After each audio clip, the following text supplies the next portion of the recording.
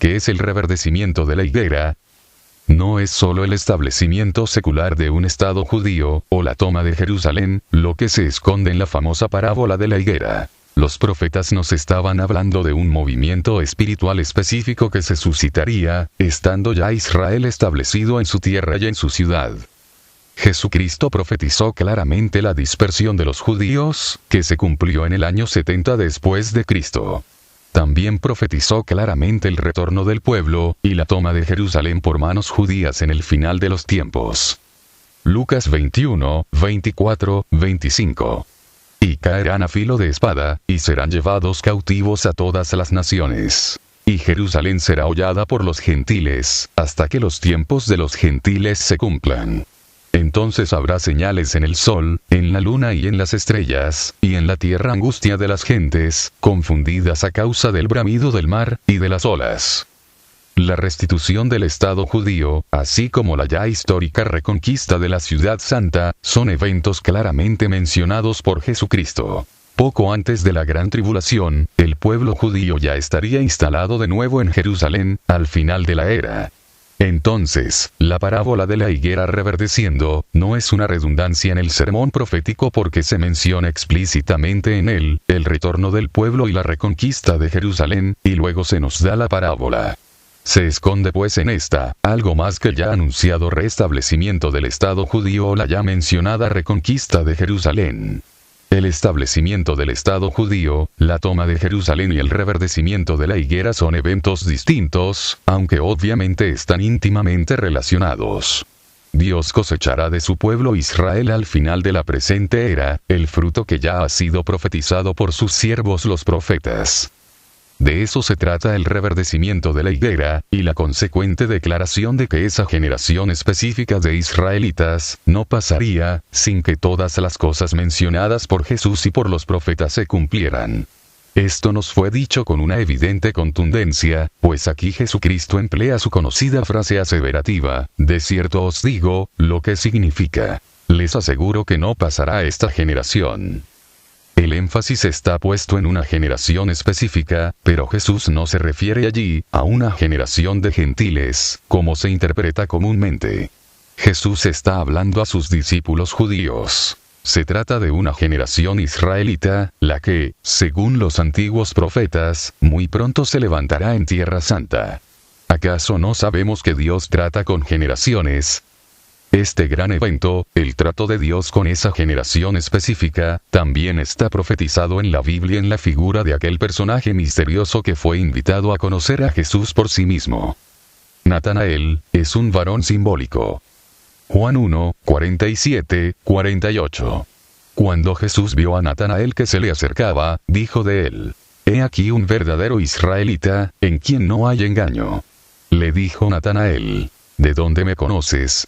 Respondió Jesús y le dijo: Antes que Felipe te llamara, cuando estabas debajo de la higuera, te vi. Atención israelitas. ¿De Nazaret puede haber algo bueno?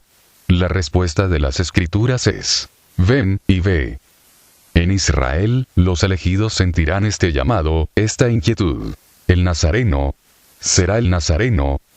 La parábola de la higuera está enfocada en la obtención de una clase especial de higos, la última cosecha que Dios levantará en Israel, antes de su segundo y glorioso advenimiento. Ahí está escondido el discernimiento de esa parábola tan misteriosa. En el fruto. Será esa la generación que se criará debajo de la higuera.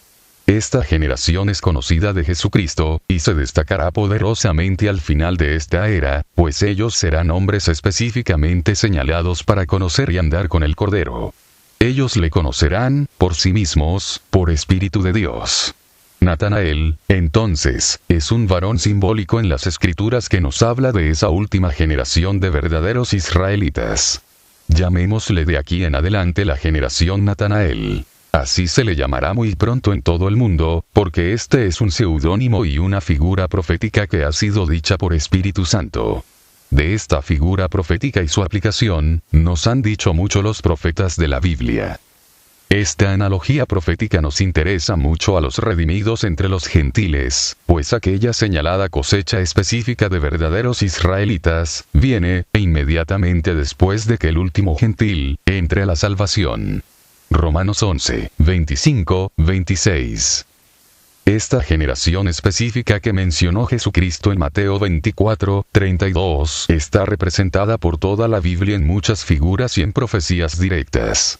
Veamos, por ejemplo, el Salmo 24, 3, 7. ¿Quién subirá al monte de Jehová? ¿Y quién estará en su lugar santo? El limpio de manos y puro de corazón. El que no ha elevado su alma a cosas vanas, ni jurado con engaño. Él recibirá bendición de Jehová, y justicia del Dios de salvación. Tal es la generación de los que le buscan, de los que buscan tu rostro, oh Dios de Jacob.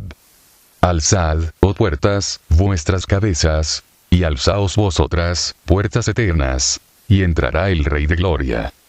¿Quién es este Rey de Gloria? Jehová el fuerte y valiente, Jehová el poderoso en batalla.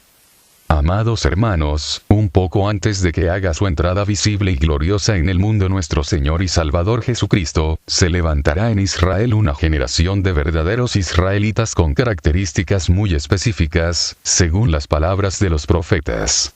Noten la interesante pregunta del profeta. ¿Quién subirá al monte de Jehová? ¿Quién? El monte de Jehová es sin duda el monte de Sión, el mismo que aparece en la visión apocalíptica. Apocalipsis 14, 1. Esos israelitas escogidos subirán a Sión, por Espíritu de Dios, y allí estarán, listos para ser sellados. Hermano mío, no lo dude. Todo estará en su lugar a su debido tiempo para la gran entrada a la tierra del Rey de Gloria. Alzado puertas vuestras cabezas, y alzaos vosotras puertas eternas, y entrará el Rey de Gloria. Vean esta otra pregunta del profeta. ¿Quién es este Rey de Gloria? Y la respuesta es, Jehová el fuerte y valiente. Jehová el poderoso en batalla. Indudablemente, Dios intervendrá directamente, y lo hará en calidad de guerrero para defender a la última generación en Israel. Por esa razón, esa generación no pasará, y por eso todo se cumplirá, sencillamente porque la directa intervención de Dios les conecta con la eternidad, y también llegarán a su cumplimiento todas las profecías. Hay muchas figuras de este gran evento. Recuerde usted, por ejemplo, aquel suceso del Antiguo Testamento que también contiene una figura alusiva. ¿Cuántos de los que salieron de Egipto entraron a la tierra prometida con Josué y Caleb? Aquella fue una generación específica. Leemos. Números 14, 30, 31. Vosotros a la verdad no entraréis en la tierra, por la cual alcé mi mano y juré que os haría habitar en ella, exceptuando a Caleb hijo de Jefone, y a Josué hijo de Nun. Pero a vuestros niños, de los cuales dijisteis que serían por presa, yo los introduciré, y ellos conocerán la tierra que vosotros despreciasteis. Muchos de los rebeldes israelitas quedaron postrados en el desierto. Pero una generación, nueva, joven, sí entró a la tierra prometida. Es que Dios trata con generaciones, y una de estas, israelitas sin duda, es de la cual Jesús dijo que no pasaría. La higuera maldecida. Cuando Jesucristo maldijo a la higuera, estaba maldiciendo, en figura, a la generación de israelitas que no conocieron el tiempo de su visitación. Se refería a esa generación, la del siglo I, pues no encontró en ellos el fruto que se esperaba. Ellos le desconocieron y le menospreciaron. Mateo 12, 41. Los hombres de Nínive se levantarán en el juicio contra esta generación, y la condenarán. Porque ellos se arrepintieron a la predicación de Jonás, y he aquí más que Jonás en este lugar.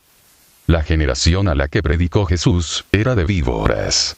Fue esa una generación mala, adulterina, infiel, y fue condenada.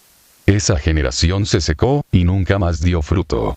Mateo 12, 45, 1, 6, 10, 4, 17, 17.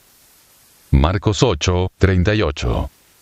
Lucas 11, 51. Hechos 2, 40. Dios se enoja con ciertas generaciones. Salmo 95, 10. Pero, aún hay esperanza para Israel. Salmo 85, 1, 7. No era tiempo de higos. Este acto de buscar frutos fuera de tiempo, nos dice que, en la primera venida de Cristo, todavía no era el tiempo de la redención final de Israel, sino solamente para un pequeño grupo, llamado la elección de gracia. Esto tiene que ver con la parte misteriosa de los tiempos proféticos, que luego fueron revelados y explicados claramente por los profetas y apóstoles de la gracia. Romanos 11, 7, 12. Aquí hay un punto muy interesante para nuestro tema. Jesucristo, refiriéndose a su generación, dijo claramente que, a esta generación no le daré señal. Marcos 8, 12. Y gimiendo en su espíritu, dijo, ¿por qué pide señal esta generación? De cierto os digo que no se dará señal a esta generación. A esa generación solo se le dio una señal, y en misterio. La señal de Jonás profeta. Mateo 16, 4. Y los que la reconocieron y la creyeron fueron salvos. Este fue el grupo llamado la elección de gracia, los que pudieron creer en su muerte y en su resurrección. Pero la generación del siglo I fue maldecida. Aquella higuera no dio fruto, aunque muchas veces se buscó fruto en ella. Jerusalén, Jerusalén. ¿Cuántas veces quise juntar a tus hijos como la gallina junta sus pollos debajo de sus alas, y no quisiste? Por tanto, tu casa es dejada desierta, hasta el día en que exista una generación que sí me recibirá, diciendo, bendito el que viene en el nombre del Señor. Lucas 13, 34, 35. La generación de israelitas del siglo I fue sentenciada y terminada en el año 70 después de Cristo. Pero en su sermón profético, Jesucristo profetizó sobre la última generación, de la cual dijo, no pasará esta generación sin que todo se cumpla. A aquellos no se les dio señal, pero a la última generación de israelitas, se le darán muchas señales. De esta última generación y sus señales hablaré más abundantemente en el último capítulo de este libro. Por ahora preguntémonos. Al identificar a la famosa última generación de israelitas y lo que se espera de ella, ¿será posible que nosotros podamos ubicar el tiempo profético en que estamos viviendo ahora mismo? ¿Qué debemos esperar según lo que nos explicaron los profetas? ¿Seremos capaces de ver y entender las señales? Si el día y la hora del advenimiento de nuestro Señor Jesucristo nos están definitivamente vedados, será correcto, a lo menos, aspirar a saber cuándo inicia el periodo llamado la Gran Tribulación. En el siguiente capítulo veremos cuál es la forma correcta de abordar los misterios bíblicos. Entonces él les dijo, oh insensatos, y tardos de corazón para creer todo lo que los profetas han dicho. Lucas 24, 25.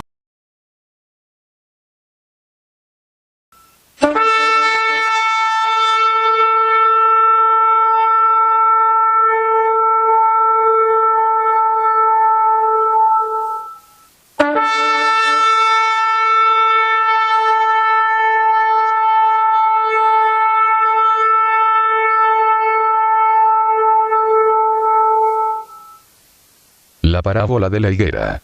Capítulo 2. ¿Cómo abordar la profecía bíblica? ¿Qué necesitamos para empezar a escudriñar la profecía bíblica? Esta pregunta es fundamental. Afortunadamente, usted y yo, no somos los primeros interesados en conocer los eventos y los tiempos proféticos. Los mismos profetas de la Biblia se interesaron por escudriñar los eventos que el Espíritu Santo les impulsaba a anunciar, y también buscaron los tiempos. Hubo también muchos discípulos que escudriñaron los mensajes de los profetas, de modo que, para abordar el estudio de la profecía bíblica, ya tenemos antecedentes en la misma escritura, y no es necesario inventar una moderna metodología. Es mucho más sensato y útil examinar detenidamente e imitar la forma en que los profetas y los discípulos bregaron con estos asuntos, que son tan difíciles y distantes para la mente natural. En el siguiente pasaje tenemos a la vista la forma como los profetas escudriñaron la profecía, y se desprende de este texto un sencillo esquema que nos conviene aprender y seguir en nuestro propio estudio. Primera de Pedro 1, 10. Los profetas que profetizaron de la gracia destinada a vosotros, inquirieron y diligentemente indagaron acerca de esta salvación, escudriñando qué persona y qué tiempo indicaba el Espíritu de Cristo que estaba en ellos, el cual anunciaba de antemano los sufrimientos de Cristo, y las glorias que vendrían tras ellos. A estos se les reveló que no para sí mismos, sino para nosotros, administraban las cosas que ahora os son anunciadas por los que os han predicado el Evangelio por el Espíritu Santo enviado del cielo, cosas en las cuales anhelan mirar los ángeles. Este es el esquema con el que trabajaron los antiguos profetas de la Biblia. Ellos investigaron: 1. El propósito divino. 2. Los elementos. 3. Los eventos. 4. Los tiempos. Estos 4 factores son los que buscaron los profetas, y exactamente en ese orden. ¿De qué nos serviría, por ejemplo, buscar los tiempos de la profecía bíblica, cuando aún no conocemos cuál es el propósito divino? En nuestro texto, estos son los 4 factores ya identificados. 1. El propósito divino. Escudriñaron sobre esta salvación. 2. Los elementos. El Cristo, un hombre. 3. Los eventos. Los sufrimientos del Cristo, y las glorias después de estos. 4. Los tiempos. ¿Cuándo, y en qué punto de tiempo, se manifestaría? Cuando el Cristo llegó a la escena, los apóstoles y discípulos fueron exhortados a reconocer el privilegio de presenciar el tiempo, y la obra del Cristo. Muchos profetas y reyes desearon ver lo que vosotros veis, y no lo vieron. Y oír lo que oís, y no lo oyeron. Lucas 10, 24. Y cuando Jesús fue muerto en la cruz, y resucitó, fueron amonestados por no reconocer los eventos. Muerte, resurrección, y la predicación al mundo gentil, y les fue señalada la necedad y dureza de corazón que tenían para creer a todo lo que los profetas habían dicho de él. Lucas 24, 25, 26, 45, 47. Eventos y tiempos. Los discípulos tenían un evento claro en su mente, pero en un tiempo equivocado. ¿Restituirás el reino a Israel en este tiempo? Hechos 1, 6. Es posible que en nuestro estudio personal de la profecía bíblica, nosotros identifiquemos bien un evento, pero confundamos el tiempo de su cumplimiento. Es muy importante identificar los eventos proféticos y los tiempos correctos.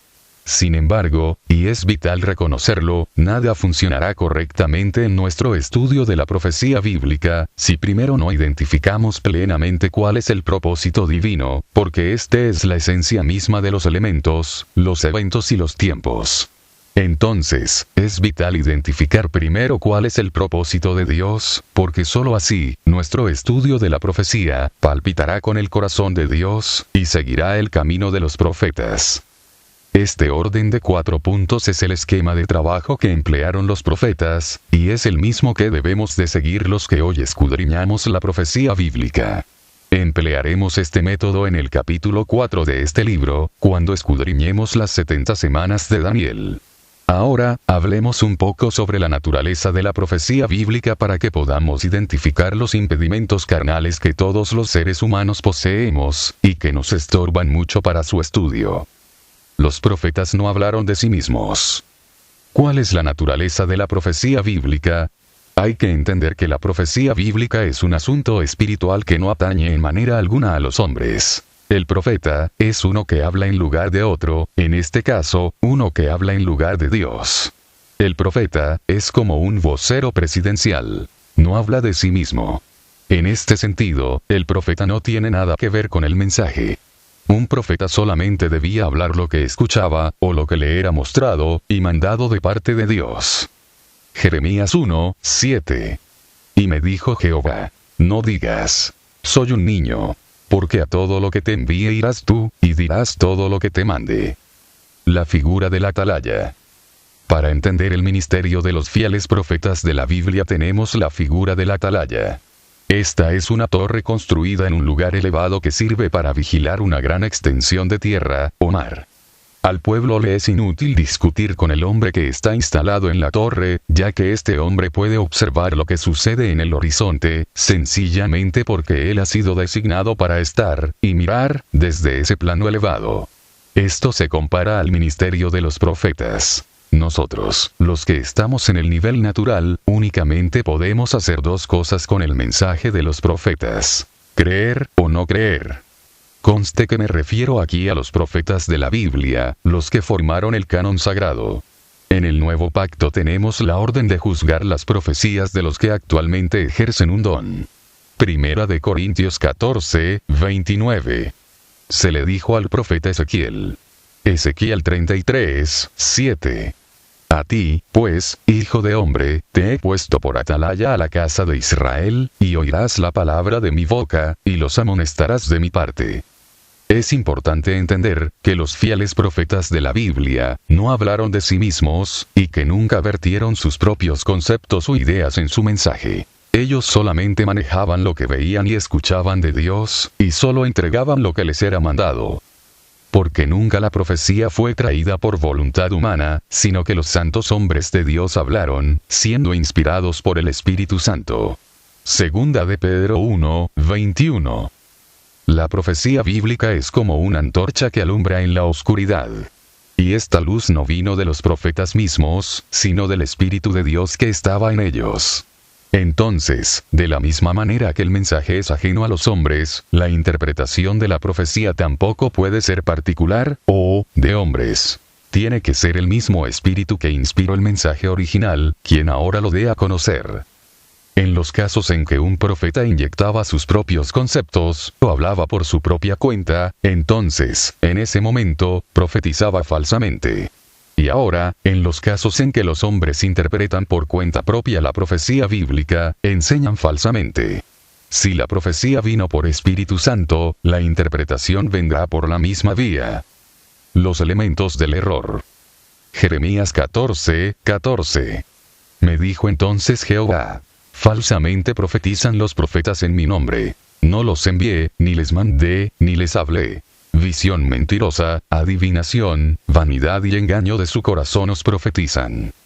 Esta falsa profecía denunciada por Jeremías contiene exactamente los mismos elementos que nos estorban a la hora de estudiar la profecía bíblica. No los envié, ni les mandé, ni les hablé, visión mentirosa, adivinación y vanidad y engaño de su corazón.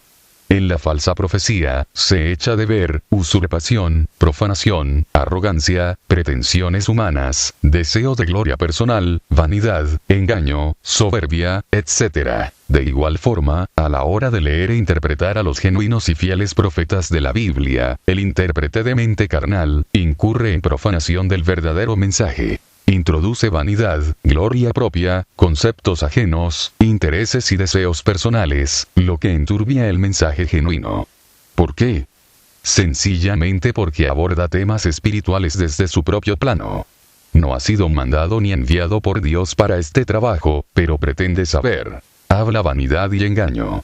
No debemos hablar lo que no sabemos, ni testificar lo que no hemos visto, y tampoco debemos hacer lo que no nos han mandado. Juan 3, 11, Primera de Juan 1, 1, 3. Por extraño que nos parezca, los mayores impedimentos para comprender los temas proféticos son espirituales, y residen en nosotros mismos como estudiantes de la Biblia. Hay que entender que la profecía bíblica es un asunto espiritual, muy distante y difícil para nuestra mente carnal. Se trata de la mente de Dios, no de nuestros conceptos humanos. Por ejemplo, difícilmente podremos entender cómo recibían los profetas el mensaje de Dios, y cómo lo ministraban, si nosotros mismos no hemos experimentado en nuestra propia persona, aunque sea, algo de ello. Me refiero al genuino ministerio profético de hoy día, y al ministerio de maestro. Amados hermanos, en realidad no existe una forma puramente académica para adentrarse en el ámbito de la profecía bíblica. No se trata de repetir lo que otros han dicho al respecto, y luego considerarnos a nosotros mismos expertos. Sencillamente, cuando nosotros no hemos sido invitados al secreto de Dios, en el nivel que sea, ministerio, o don, y aún así queremos profetizar, entender a los profetas o enseñar profecía al pueblo de Dios, nos convertimos en individuos irrespetuosos y profanos, y esta es una gran osadía, muy peligrosa y perjudicial para nosotros mismos y para quienes nos escuchan y nos creen.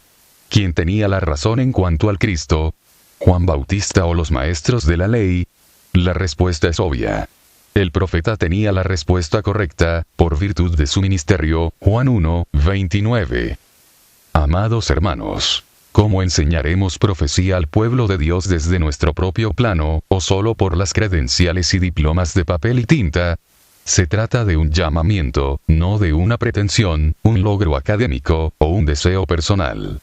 Este no es el lugar adecuado para tratar a fondo este punto, pero lo que digo es, las profecías bíblicas deben ser manejadas y enseñadas al pueblo por profetas y maestros llamados por Dios para este trabajo, y no por académicos diplomados en papel solamente. Esta es una realidad. Es posible tener el ministerio sin diploma, y también se puede tener el diploma sin el ministerio. Esto último es muy peligroso para el individuo, y muy perjudicial para las ovejas. El primer requisito es creer a los profetas. Si estamos interesados en entrar en el estudio de la profecía bíblica, esta es una sana recomendación. En lugar de constituirnos y autonombrarnos como expertos en profecía bíblica, deberíamos buscar el requisito fundamental que necesitamos para entrar en estos temas. Este requisito básico es, sencillamente, creer a lo que dijeron los profetas de la Biblia.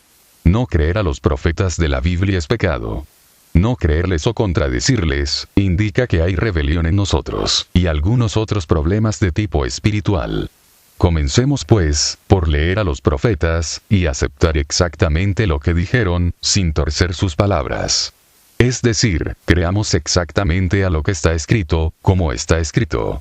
Lucas 10, 26, 20, 17, 2, 4, 10, 2, 5, Isaías 8, 20. Los caminos del error. ¿De dónde, y por qué, surgen las doctrinas de error? Dicho de otra manera, ¿por qué una persona se extravía de la verdad? Este símil es útil para discernir el origen del error. Un niño pequeño se pierde, sencillamente, porque no sigue a su papá. El niño necesita un guía, pero no lo reconoce. Hay rebelión.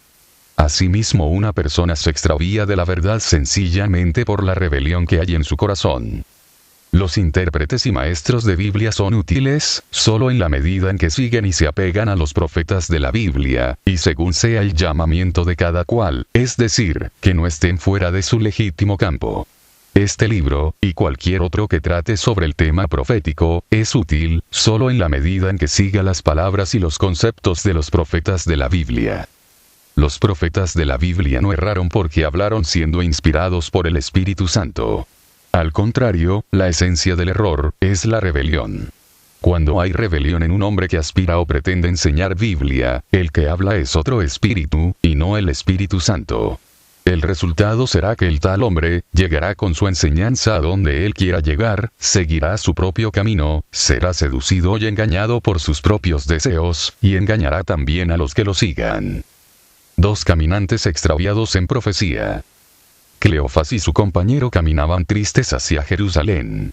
Apenas 3 días antes, había sido muerto Jesús de Nazaret, y ellos estaban totalmente confundidos. La enseñanza que habían oído tantas veces de sus antiguos maestros, doctores y escribas de la ley, no correspondía con los trágicos acontecimientos que los habían tomado por sorpresa. Ellos también habían desoído de Jesucristo las advertencias sobre su muerte y resurrección. Lucas 24, 13, 18. Y he aquí, 2 de ellos iban el mismo día a una aldea llamada Emaús, que estaba a 60 estadios de Jerusalén. E iban hablando entre sí de todas aquellas cosas que habían acontecido. Sucedió que mientras hablaban y discutían entre sí, Jesús mismo se acercó, y caminaba con ellos. Mas los ojos de ellos estaban velados, para que no le conociesen. Y les dijo: ¿Qué pláticas son estas que tenéis entre vosotros mientras camináis, y por qué estáis tristes? Respondiendo uno de ellos, que se llamaba Cleofas, le dijo: ¿Eres tú el único forastero en Jerusalén que no has sabido las cosas que en ella han acontecido en estos días? ¡Qué punto más interesante! Cuando estamos ciegos en el campo de la profecía bíblica, tratamos de ignorante al mismo Jesucristo. Entonces él les dijo: ¿Qué cosas? Y ellos le dijeron: de Jesús Nazareno, que fue varón profeta, poderoso en obra y en palabra delante de Dios y de todo el pueblo. Y como le entregaron los principales sacerdotes y nuestros gobernantes a sentencia de muerte, y le crucificaron. Pero nosotros esperábamos que él era el que había de redimir a Israel. Y ahora, además de todo esto, hoy es ya el 3er día que esto ha acontecido. Aunque también nos han asombrado unas mujeres de entre nosotros, las que antes del día fueron al sepulcro. Y como no hallaron su cuerpo, vinieron diciendo que también habían visto visión de ángeles, quienes dijeron que él vive. Y fueron algunos de los nuestros al sepulcro, y hallaron así como las mujeres habían dicho, pero a él no le vieron. Entonces él les dijo: Oh insensatos, y tardos de corazón para creer todo lo que los profetas han dicho. ¿No era necesario que el Cristo padeciera estas cosas, y que entrara en su gloria? Aunque estos hombres habían andado con Jesucristo en persona, esperaban cosas muy distintas a lo que estaba establecido en el plan de Dios. Ellos tenían grabada en la mente una idea popular, a la que no podían renunciar fácilmente. Esta idea les había sido implantada por las interpretaciones de los maestros de su tiempo, y era la siguiente: el Mesías redimirá a Israel. E inmediatamente después, Israel reinará en el mundo. Lucas 24, 21, Daniel 7, 22, 27. Este era un concepto común para todo judío observante de la época, y por lo tanto no se consideraba en semejante cuadro doctrinal la muerte del Mesías. Para entender la profecía, la tradición les estorbaba. Y hoy, la tradición que está en boga, nos sigue estorbando a nosotros. Pero Jesús mismo les había dicho varias veces que él sería muerto. Juan 12, 32, 34. Y yo, si fuere levantado de la tierra, a todos atraeré a mí mismo. Y decía esto, dando a entender de qué muerte iba a morir. Le respondió la gente: Nosotros hemos oído de la ley, que el Cristo permanece para siempre. ¿Cómo, pues, dices tú que es necesario que el Hijo del Hombre sea levantado? ¿Quién es este Hijo del Hombre? Si la muerte del Mesías no cabía en la mentalidad y la doctrina judía, mucho menos se esperaba su resurrección.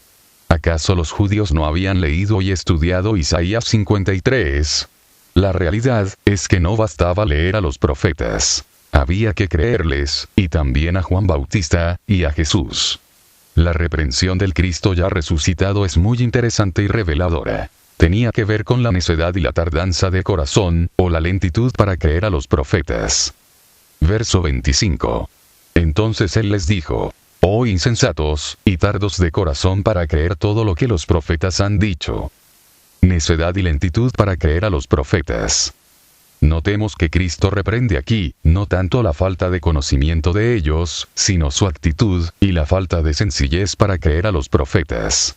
Esta reprensión es muy significativa, porque nos enseña que, al final de cuentas, entender la profecía bíblica es, sencillamente, creer a todo lo que nos han dicho los profetas. Como estudiante de la Biblia usted se preguntará: ¿no existe otro método? No. No existe otro método. El método es, creer a todo lo que los profetas han dicho. Amados hermanos, los profetas de la Biblia no erraron. Dios mismo se encargó de eso.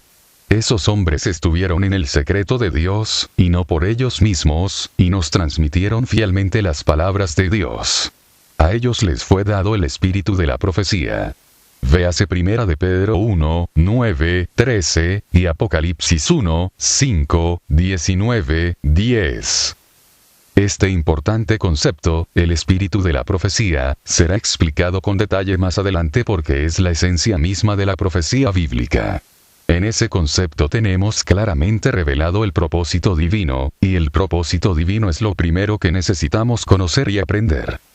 Es muy interesante que la incapacidad para comprender las profecías bíblicas no tenga que ver con que usted no posea la instrucción de un seminario, o no haya leído muchos libros sobre el tema. Aclaro que no estoy en contra de los seminarios y los libros. Lo que trato de transmitir es: no se trata de falta de datos. Los verdaderos obstáculos para entender la profecía bíblica son espirituales. Necedad, y lentitud de corazón, deseos personales, vanagloria, etc. Al estudiar la profecía bíblica nosotros tenemos exactamente el mismo problema que aquellos. Entender la profecía bíblica depende, no tanto de nuestro poco o mucho conocimiento, sino de la condición de nuestro propio espíritu, y nuestra actitud ante lo que leemos en las Escrituras. Isaías 66, 2, Lucas 10, 21, Jeremías 33, 3. Interpretaciones y deseos personales. El meollo del asunto para poder comprender la profecía bíblica está en ser humildes para creer a los profetas, y despojarse de todo interés o pretensión personal.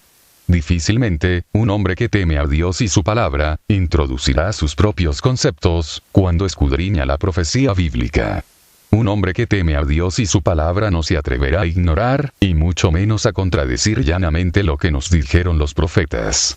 Si una persona teme a Dios, antes de falsear las escrituras, mejor aceptará abiertamente que no comprende lo que lee, y luego orará, y clamará a Dios, para entender estos misterios.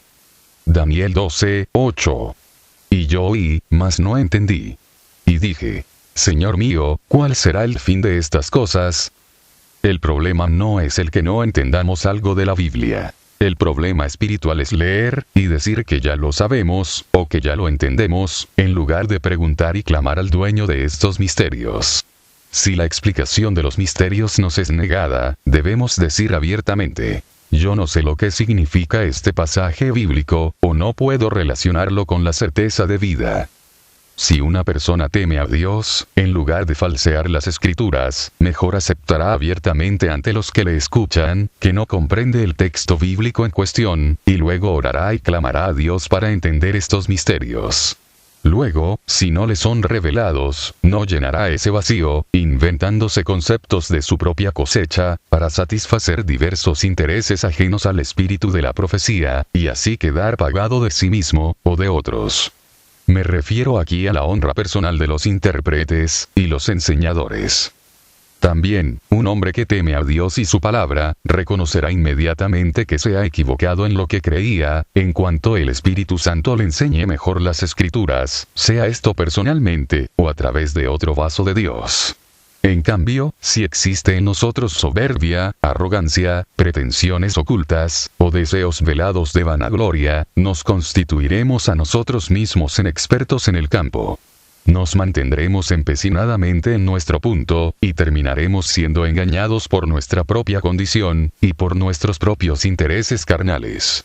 Si somos carnales, lamentablemente persistiremos en nuestro error, y no nos dejaremos guiar por el Señor. Estos son los turbios caminos del hombre natural. En este punto, es muy oportuna la pregunta. Si todos los profetas de la Biblia hablaron inspirados de la misma fuente, ¿por qué existen hoy tantas corrientes escatológicas tan dispares unas de otras, incluso antagónicas? Básicamente es por la rebelión, por la soberbia del hombre, por la arrogancia, por la necedad y la lentitud de corazón para creer a los profetas de la Biblia, por el deseo, o el amor a las glorias humanas, y por el temor a los hombres. Juan 9:22 y 12:42. La necedad de los que estamos extraviados en la profecía bíblica, consiste en conservar y esgrimir, obstinadamente, conceptos ajenos a las Escrituras, puntos de vista que a nosotros nos parecen irrenunciables, porque han sido incrustados en nuestra mente, o sencillamente porque se acomodan a nuestros propios sentimientos. Es posible también que estemos cargando y defendiendo de buena fe, una herencia doctrinal nunca juzgada, o que seamos muy difíciles de enseñar. El extravío también viene porque codiciamos o guardamos los intereses y las glorias de los hombres.